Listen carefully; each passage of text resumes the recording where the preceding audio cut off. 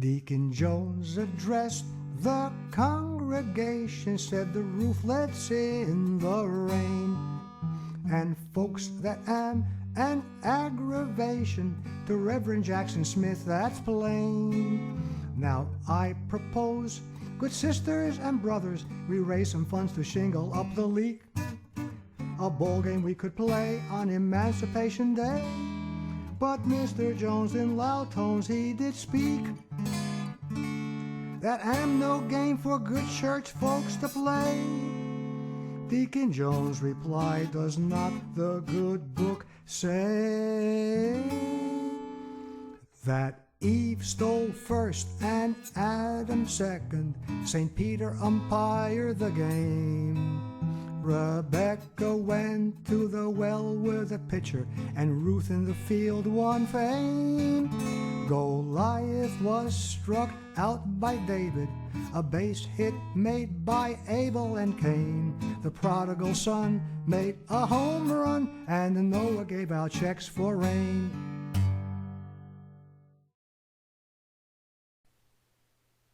Redleg Boy by Ed Rose. Part 2. Gentleman Jake and the Giant Killer. Already known as a keen judge of talent, 32-year-old Charlie Kelchner was one of the organizers of the Tri-State League, in addition to having owned and managed the Lebanon Club in 1905. In 1906, Kelchner was playing manager of the Milton team before coming to Kane in the Interstate League in 1907. Despite living a comfortable life as a cultured college professor during the school year, in the summer months, Kelchner was an incurable baseball enthusiast and an intrepid ivory hunter, deep in the bushes. One of Kelchner's earliest and most important baseball finds was Jake Daubert, who batted .299 for Kane in 1907 while showing flashes of brilliance at the plate and as a first baseman. Named Gentleman Jake for his dapper dress and calm demeanor, Daubert was a heady ball player and a smart businessman during his long professional career. Jacob Ellsworth Daubert started his working life in Shamokin at age 11 as a breaker boy, sorting out coal from pieces of slate. He finally escaped the mines at age 21, playing semi-pro ball for a team in Likens, PA. When Coach Charles Kelchner first laid eyes on Daubert, he stood out like a diamond in a slag heap. As a young player, Jake Daubert was an extremely fast runner and a chop hitter, a combination that helped him leg out many infield hits during his career.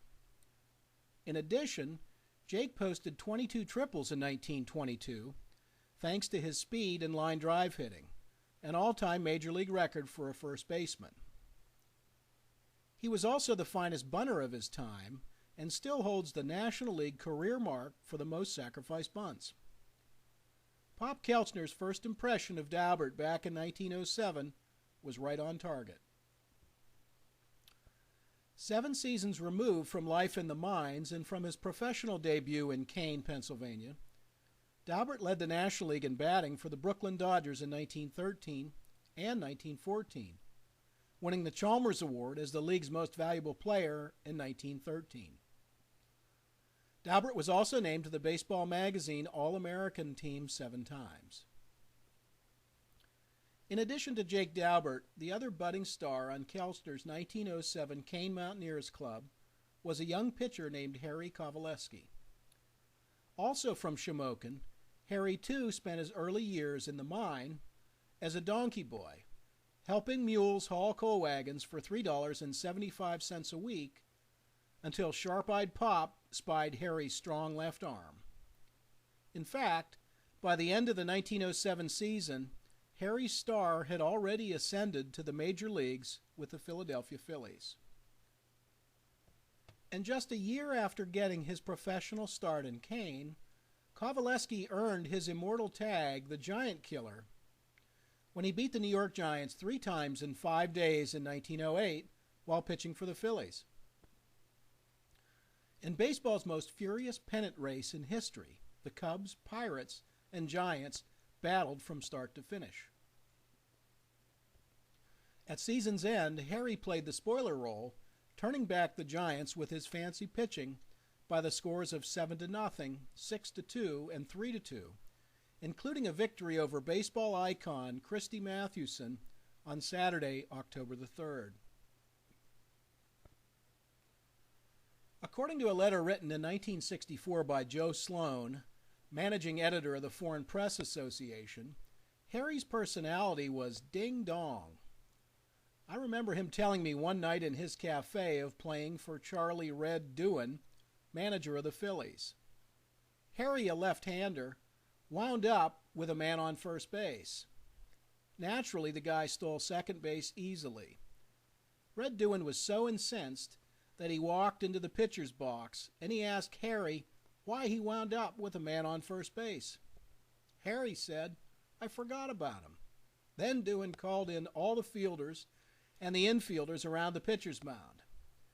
Next time any man gets on first base with Kovaleski pitching, I want every one of you players to yell and let Harry know, because I don't want any secrets on my team. Kovaleski's first taste of stardom was short-lived, however. This time, according to baseball lore, it was the Giants' tenacious manager, the illustrious Hall of Famer John McGraw, who had the last laugh as the spoiler when his coaches and players ridiculed the Giant killer into submission. According to newspaper reports, Tax Aschenbach, a former manager of the Johnstown team in the Tri-State League, gave McGraw a magical antidote to defeat Harry Kovaleski. "All you have to do is imitate a snare drum," he said. Rat-a-tat-tat, rat-a-tat-tat sounded the Giants' bench incessantly in their first meeting with Harry and the Phillies in the 1909 season. According to newspaper reports, the deadly chorus was kept up in volleys until the umpire stopped it, and even after that, it continually broke out in sporadic outbursts whenever a player could get away with it. Even McGraw, while coaching at third base, made motions as if he were beating a snare drum. The strategy succeeded in getting Harry's goat, and Kovaleski would never win another game against the New York Nationals. But only Aschenbach could explain why this odd tactic had such a devastating effect on Kovaleski. Harry was a coal miner back in Shamokin, and he got stuck on some Jane who was a nut on music. Everybody who was anybody played in the Silver Cornet Band on Thursday nights, and this girl told Harry that she couldn't see him unless he broke in with the band.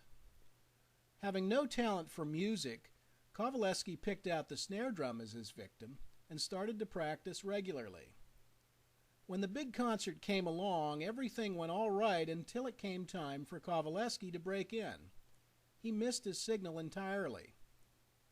But later, when the leader waved for the violin solo, Kovaleski came in strong on the snare drum. The result was that the bandmaster asked for waivers on Kovaleski, and the girl was not long in following suit. That snare drum incident has been the sore spot in Harry's makeup ever since. Although Harry's famous brother, Hall of Fame pitcher Stanley, disputed the many apocryphal stories about his brother's reported psychological flaws, Harry spent several seasons in the minors before finally resuming his major league career with the Detroit Tigers in 1913, where he won 65 games over the next 3 seasons. Harry's 2.34 ERA is still the Tigers' all-time career record. While Gentleman Jake and the Giant Killer became baseball immortals, their time as teammates was fleeting in Kane. Harry Kovaleski won 4 games and lost 7 for the Mountaineers during the short summer of 1907, and Daubert played less than a half a season in Kane. But for the rest of their lives, both men would remember Kane manager Pop Kelchner for helping them escape the brutish life of the coal mines.